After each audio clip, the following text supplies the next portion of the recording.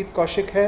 मैं ये एक नया गाना आ रहा है और ये गाना एक सूफ़ी गाना है जिसमें हमने इसका नाम रखा है मेरे बुलेट बाबा मेरी ज़िंदगी। ये एक ऐसी कहानी पे आधारित है जो कि एक रैग्स टू रिचेस की स्टोरी है, बट बिकॉज बाबा जी की कृपा से। तो बुलेट बाबा हैं, बहुत फेमस हैं राजस्थान में और बहुत सारे किस्से हैं इनके बारे में, लेकिन इन पे कोई अच्छा गाना या एक बढ़िया इनकी प्रेजेंटेशन अभी तक नहीं हुई है। यही आइडिया लेते हुए हमने इसको कॉन्सेप्चुलाइज़ किया और उस गाने को हमने बनाया है। ये गाना सूफ़ी, लेकिन हम इसे शूट बहुत मॉडर्न स्टाइल से कर रहे हैं ताकि लोगों के जहन में पहुँचे, उनके बारे में पता लगे और उनकी मान्यता क्या क्या है इस गाने में, उस तरह की लिरिक्स लिखी गई हैं। ठीक है, मैं इंट्रोड्यूस करना चाहूँगा नरेंद्र सिंह जी को। ये हमारे मेन लीड भी हैं और ये उस पूरी जर्नी के चश्मदीद गवाह हैं कि इनके साथ काफ़ी एक्सीडेंट्स हुए, लेकिन उन सारे एक्सीडेंट में बचे बाबा जी की कृपा से। ठीक, तो और इन्हीं की रैग्स टू रिचेस स्टोरी है, कैसे इन्होंने डेवलप किया इनके आशीर्वाद से। ये जेसिका हैरिसन हैं जो इनकी मेन लीड है इस गाने में, जो हम इनका लव पार्ट दिखा रहे हैं। ठीक है, तो इस तरह से इस गाने को हम पिक्चराइज़ कर रहे हैं और कुछ मंदिर के शॉट्स होंगे, कुछ यहाँ अलग हमारे ड्रीम सीक्वेंसेस होंगी। इस तरह से हम इसको लेकर के आ रहे हैं गाने को। इसकी अप्रोच बहुत मॉडर्न है, भजन है, सूफ़ी है, लेकिन अप्रोच बहुत मॉडर्न है, लुक बहुत न्यू है, लुक बहुत वाइब्रेंट कलरफुल है। इतना हमारा इसको, और आप लोगों की हमें दुआएं चाहिए इसको करने के लिए।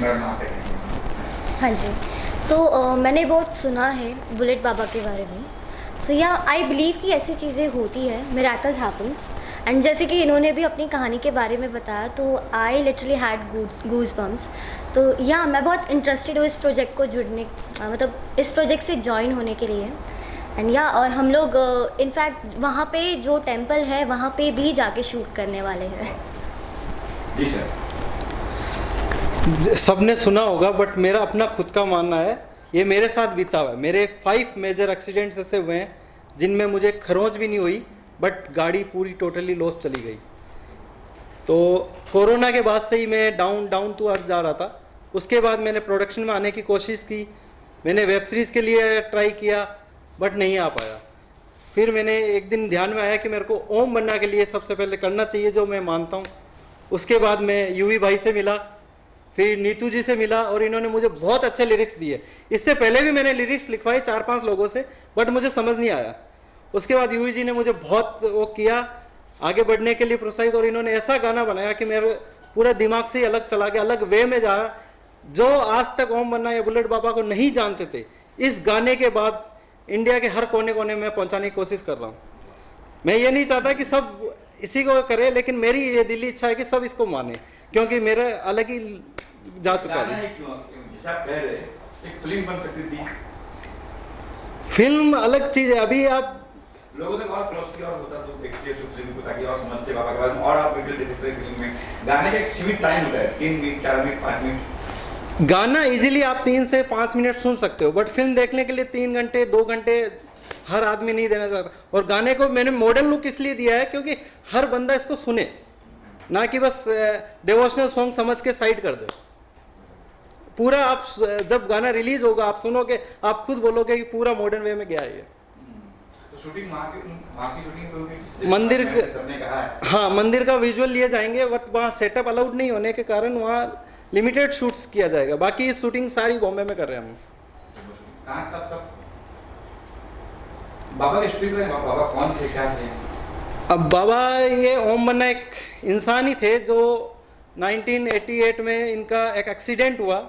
जहाँ एक्सीडेंट हुआ उस पेड़ से वो बाइक टकराई, उसके बाद पुलिस स्टेशन इस बाइक को ले जाया गया और वो बाइक ऑटोमेटिकली दूसरे दिन उसी जगह पहुंच जाती है। ऐसा तीसरी बार तब हुआ जब जंजीरों से बांध दिया गया बाइक को, फिर भी वो उसी जगह पहुंच गई। और फिर इन्होंने गांव के लोगों के सपनों में आके इन्होंने बोला कि मेरा मंदिर बनाया जाए और मेरी बाइक मेरे पास ही रखी जाए। उसके अकॉर्डिंग ये मंदिर बना और वहाँ बाइक की पूजा भी होती है और फोटो की पूजा भी होती है। और आज जहाँ भी मैं उस रोड पे आज आप एक्सीडेंट देखो, वहाँ कोई आम जन हानि नहीं होती आज भी। सर देखा आपने मंदिर, वो ये जो घटना है काफी हुई है, वायरल हुई है। तो ये जो मंदिर है, ये इसके मतलब जिसका एक्सीडेंट हुआ उनके आज भी लोग हैं, उनकी फैमिली के लोग हैं? उनके बेटे हैं प्राकर्म जी, जिन्होंने हमें मंदिर के लिए शूटिंग की वो दे दी है परमिशन भी। उनकी माताजी का देहांत अभी कोरोना काल में ही हुआ है, और भी उनके फैमिली है चोटीला गांव में, उनका पूरा परिवार है, वही आज मंदिर की देखभाल कर रहा है। और मैंने तो बाबा जी को खुद को एक बार देखा एक्सीडेंट होते हुए, जिन्होंने जैसे मुझे बचाया उस गाड़ी से। वहाँ के लोग नहीं कितना मानते हैं इस बुलेट की अगर बात करें? हमने भी सुना है बुलेट अपने आप पुलिस स्टेशन से जंजरी तक उनकी देखा किसी ने नहीं है, बट बुलेट वहां से चल के अपने आप पहुंच जाती है, वो सुबह वहीं मिलती है। जब आप खाना बना रहे हो तो उनके परिवार वालों से कोई बात हुई है, परमिशन लिया? हाँ बिल्कुल लिया है, उनके बेटे से हमने परमिशन लिया मंदिर पे, और अभी हम जाएंगे तो और भी उनसे डिस्कस करेंगे। जैसे कि आपने कहा कि शूटिंग की परमिशन नहीं दे रहे वहाँ पे, सेटअप की, बड़े सेटअप की नहीं दे रहे, क्योंकि वहाँ पे भीड़ होती है, उसको डिस्टर्ब नहीं किया जाता। के बीच में है, ये मेन हाईवे पे है, तो हम नॉर्मल पब्लिक को बिल्कुल डिस्टर्ब नहीं कर रहे। बेसिकली उनकी श्रद्धा पे बिल्कुल वो नहीं है, बिल्कुल नॉन डिस्टर्बिंग तरीके से उसको शूट करेंगे, उन टाइमिंग्स पे शूट करेंगे जहाँ पे गवर्नमेंट से जस्ट। क्या हेल्प मिल रही है इसकी आपको, जयपुर गवर्नमेंट से कुछ? नहीं अभी तक हमारी इसके लिए डिस्कस कुछ भी नहीं हुआ। तो कब शूटिंग में जा रहे हैं, कब क्या प्लान है आगे? ये 30 तारीख को हमारा कल्याण में शूट है, उसके बाद 8 तारीख को हमारा जोधपुर में शूट रहेगा, जो मेन मंदिर है वहाँ पे। तो ये जो गाना है किसने लिखा है, कौन सिंगर का रोल करता है? लिरिक्स हमारे नीतू पांडे क्रांति जी लिखे हैं, और सिंगर यूवी भाई। तो कितना आप लोगों ने हस्तक्षेप किए लिखने के वक्त कि भाई ये नहीं चाहिए, ये चाहिए, ऐसा नहीं, ऐसा चाहिए? नहीं, हमारी बॉन्डिंग ऐसी थी कि हमने एक हफ्ते में ही सारा प्लान कर लिया था, और 15 से 20 दिन में हमने गाना रिकॉर्डिंग भी कर लिया था। गाने में फीचर भी करने वाले हैं, प्रोड्यूस भी कर रहे हैं आप। हाँ, तो इस बारे में जरूर बताइए, और 24D डिस्ट्रीब्यूशन प्रोडक्शन इस बारे में बताइए। ये एक मेरी पहले इवेंट कंपनी थी, इसको मैंने प्रोडक्शन में कन्वर्ट किया है, और हमारी आगे आने वाले web series, films, short films, ये सब आपको देखने को मिलेगी, जिसका 2 प्रोजेक्ट में ऑलरेडी मतलब रनिंग में है मेरा। मैम आपकी बात करें, क्या क्या प्रोफाइल आपका, क्या कर सकते हैं? हाँ जी। प्रोफाइल की अगर बात करें आप। जी वैसे फ़िलहाल मैंने कुमकुम भाग्य में भी काम किया है, नागिन 6 में मैंने नेगेटिव लीड किया है। उसके अलावा जो रैपर है बादशाह, उनके साथ मैंने गाना भी शेयर किया है, which is what we say promotional song to Royal Stag. और मैंने एक वेब सीरीज़ है नेटफ्लिक्स के लिए, राना नायडू, उसमें मैंने कैमियो रोल किया है। सो फ़िलहाल ये मेरा काम है जी। इस गाने से क्या उम्मीद है आपको? उम्मीद है, मतलब मुझे बहुत अच्छा लगा कि ये गाना बना रहे हैं, और ऑब्वियसली जो बुलेट बाबा के ट्रिब्यूटर्स जो रहेंगे उनको भी बहुत अच्छा लगेगा। जैसे कि इन्होंने बताया इनकी घटना पे आधारित है, और इनकी लाइफ में क्या पार्ट है, एक हम ये जर्नी दिखा रहे हैं इस गाने के थ्रू। बुलेट को चेंज भी कर सकते थे आप, नहीं बुलेट मैन है टाइटल। मेन बुलेट की ही पूजा होती है आज। आप कुछ कहना चाहेंगे सर? संगीत सर, जैसे का ग्लैमर को लुक दिया, गाने की बाबा की बात सुनते ग्लैमर लुक दिया नहीं, जैसे का ये इनको मैं बहुत सोफिस्टिकेटेड लुक दे रहा हूँ, और बहुत ब्यूटीफुल लुक दे रहा हूँ, ड्रीमी लुक दे रहा हूँ। इसमें कोई ग्लैमर या कुछ ऐसी चीज़ नहीं है, बहुत अच्छे तरीके का एक अच्छा फेस, एक यंग फेस, और उसको एक अगर आपने कुछ अच्छी पिक्चरें देखी हो, जैसे एक लड़की को देखा तो ऐसा लगा जैसे शॉट्स हैं, उस तरह के शॉट्स हैं, विजुअल्स उस तरह के हैं, कलरफुल विजुअल्स हैं, ड्रीमी विजुअल्स हैं। और ये इनकी जो पार्ट है इस कहानी में भी इस तरह का हम रखा है कि ये इनका एक ये भी एक पार्ट है, जिस तरह से ये प्रोग्रेस करते हैं अपनी लाइफ में, और इनकी वजह से भी करते हैं, इनको ये मिलती हैं, इस तरह से किस कहानी चलती है, और उसके बाद जहाँ जहाँ ये मिलती हैं प्रोग्रेस और करते हैं, और बुलेट बाबा की तो कृपा है ही है। तो इस तरीके से, और एक इनको एक नॉर्मल विलेज मैन से मॉडर्न मैन बनाती हैं, ये एक थोड़ी जर्नी है। सर आई थिंक ये एक शाही परिवार की कहानी है, जो वो कुछ वहाँ से ताल्लुक रखते थे ना शासन से, जयपुर या जोधपुर से, जो बुलेट बाबा बताते हैं। नहीं, ये आम आदमी के परिवार की आम कहानी आदमी है। है। हाँ, सर एक ही उस टाइम के वैसे थोड़े मिडिल क्लास ही समझ सकते हैं हम। वो किसी रॉयल फैमिली से थे? नहीं, ऐसा मैं सर आप ये जो गाना बना रहे हैं, इसके बाद और भी गाने अगर आप बनाएंगे इस बारे में, या फिर यही एक गाना रहेगा? नहीं, इसका हम भाग 2 भी लेके आएंगे ओम बन्ना का। पार्ट 2 भी जा रहा है, उसमें और डेवलपमेंट होगी वो कहानी राजस्थान के की। गाने हमेशा हिट रहे हैं, कहीं ना कहीं राजस्थान में झलक रहेगी उसमें गाने में कुछ? बिल्कुल रहेगी। क्योंकि हमेशा गाने हिट रहे हैं, ऐसे रहे कि पार्टी के सॉन्ग बन जाते हैं बड़ी बड़ी एक पार्टी। गाना पूरा ही राजस्थान का ही है ना, ओम बन्ना राजस्थान में ही है। तो राजस्थान की झलक तो दिखेगी। इस गाने ट्यूनिंग भी वही गाने की जो खास बात है वो ये है कि जब आप गाना सुनेंगे तो 2 बार ही सिर्फ गाना सुनने के बाद अब वो आपके दिमाग में बजता रहेगा कम से कम 4 दिन। ये मैंने खुद फील किया है एज ए डायरेक्टर भी, एज ए म्यूज़िक लवर भी।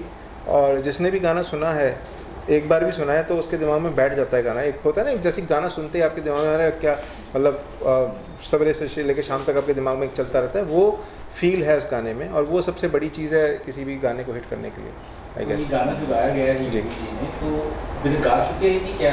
गाना बन चुका है, गाना रेडी है। कैसा कितना जस्टिस दिया है जैसे गाना? गाने को पूरा जस्टिस मिला है और बहुत अच्छी आवाज़ है और बहुत अच्छे उसकी मीड हैं, उसके जो मुर्कियाँ हैं बहुत अच्छी ली हैं उन्होंने, और बहुत सूफ़ी फील आती है गाने की, और आपको लगता है कि आप इमोशनल होते हो उस गाने को सुन के। सबसे बड़ी बात यही है उस गाने की। Thank you sir. Okay sir, thank you. गाने के बारे में बताएंगे, गाने के बारे में। देखिए, गाने के बारे में कहने से अच्छा कि मैं गा ही देता हूँ 2 लाइनें। जहाँ जहाँ मैं चला थाम के हाथ चला है तू, गांव शहर हर नगर नगर दिन रात चला है तू, तेरी महिमा महान तू ही मेरा भगवान, मेरे ओम बनना ओ मेरे बाबा जी, मेरे बुलेट बाबा, मेरे बाबा जी। क्या बात है। मैम आप बताइए कैसे, क्या कुछ ब्रीफ था लिखने के लिए गाना? जी, ओम बन्ना जी के बारे में मैंने पहले भी सुना था, पढ़ा भी था। और जैसा कि मेरे सामने कुछ भी लिखने के लिए आता है तो एक ब्रीफ होता है, एक सिचुएशन होता है। तो जब मुझसे नरेंद्र जी मिले तो इन्होंने मुझे अपनी स्टोरी बताई, और स्टोरी सुन के ही फील आया कि इस पे बहुत अच्छा लिखा जाएगा। एंड डेफिनेटली जिस भी देवी देवता के लिए लिखते हैं या किसी चीज़ में, तो उसमें पूरा इन्वॉल्वमेंट ज़रूरी होता है एक राइटर के लिए, क्योंकि जब तक आप उस चीज़ को अपना नहीं मानेंगे तब तक आप उसके लिए अच्छे लिरिक्स नहीं कर पाएंगे। तो मैंने उस स्टोरी को ऐसा फील किया जैसे ये मेरे साथ ही हुआ हो। एंड एक ब्लेसिंग रही ओम बन्ना की मेरे साथ कि बस एक बार पेन चला तो फिर अपने आप शब्द आते गए और गाना बनता गया। एंड कोई फीडबैक नहीं, कुछ नहीं, एक बार में इतना अच्छा गाना बन गया और उसको इतनी अच्छी कंपोजिशन मिली, इतनी अच्छी आवाज़ मिली कि वो मतलब एक बहुत ही मतलब डिफरेंट गाना है ये। ऐसा नहीं है कि बहुत सारे भजन आप लोगों ने सुने होंगे, बट ये हम इसको भजन जैसा नहीं, इसको जब भी सुनेंगे तो ऐसा लगेगा कि बस इसमें खो जाए। एक काफ़ी डिफरेंट टाइप का गाना बना है और लिरिक्स भी इसके बहुत अलग है, मतलब जुड़े हुए अपने आप से लगेंगे। जब भी सुनेंगे तो लगेगा कि बस ये हमारी कहानी है और मेरे साथ ओम बन्ना है। सर भाषा की बात करें, लैंग्वेज की बात करें, जी। लैंग्वेज वो मराठी टोन आ रही है, वैसे टोन आ रही है क्या? जी, थोड़ा बहुत तो लाना पड़ता है। मैं बेसिकली अयोध्या से हूँ तो मेरी हिंदी बहुत अच्छी है और मैंने हिंदी में काफ़ी काम भी किया हुआ है। तो ये गाना है हिंदी में, तो उसके लिए हमें ज़रूरी नहीं था कि हमें मारवाड़ी टोन लाना पड़े। जोधपुर की जो अपनी भाषा है, वहाँ की जो मातृभाषा है, उसको यूज़ करें। हिंदी का था तो हिंदी में ही लिखा मैंने। एक्चुअली मैं काटना चाह रहा हूँ इसमें ना, बहुत ज़रूरी था क्योंकि राजस्थान में ही ओम बन्ना जी को ज़्यादा जाना जाता है, माना जाता है। तो नरेंद्र भाई का कहना था कि जब गाना बनाया जाए तो वहीं तक सीमित ना रह जाए, पूरे भारत के लोग या जहाँ पे भी हिंदी भाषी लोग रहते हैं तो वो भी उनके बारे में जाने। तो इनका जो बेसिक आइडिया था ये था, तो दैट्स वाई वो इसके लिए हिंदी में करना है, इसलिए करना पड़ा। और वो राजस्थानी है तो राजस्थानी का कुछ ऐसा लगा नहीं कि एक टोन आ रहा नहीं, मैं इनके मतलब नाम को जितना कर रहा हूँ प्रचार उतना करना चाहिए, क्योंकि मेरे लिए बहुत कुछ किया है। कमर्शियल कितना है गाना? कमर्शियल एंगल से देखें, कमर्शियल एंगल से अगर देखोगे तो बहुत एकदम फिल्मी सॉन्ग है, बहुत मॉडर्न है। मतलब सिर्फ ऐसा नहीं, आप लोगों को ऐसा नहीं लगेगा कि एक भजन सुन रहे हो।